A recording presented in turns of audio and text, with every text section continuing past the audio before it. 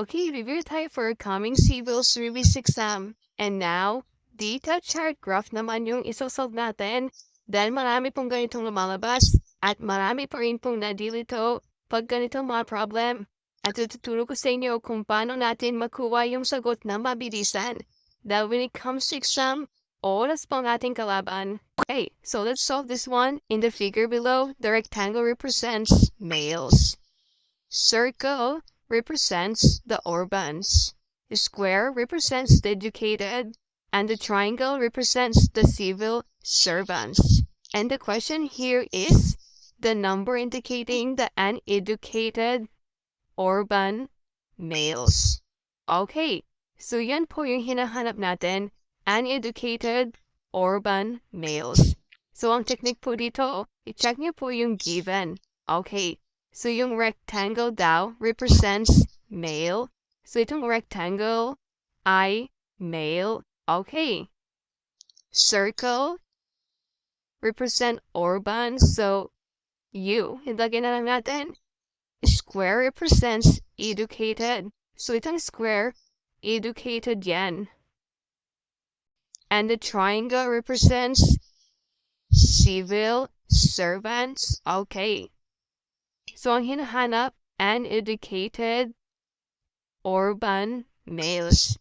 So dito sa square natin, since educated ito, okay, i-eliminate na po natin yan. Wala po tayong ititira.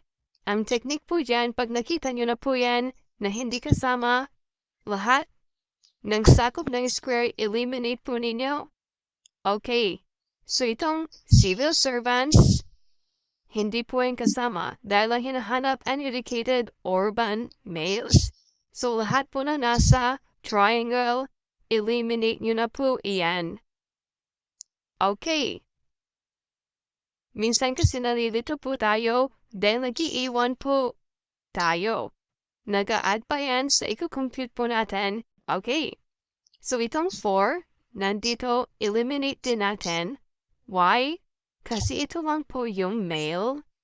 Ang hinahanap natin sa problem ay uneducated urban males.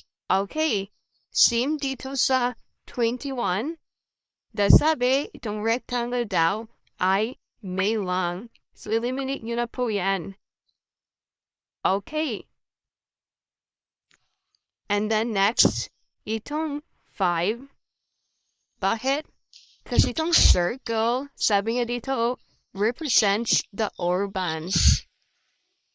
Ang hinahanap, uneducated, yung 5 ay urbans lang. So, eliminate po natin yan.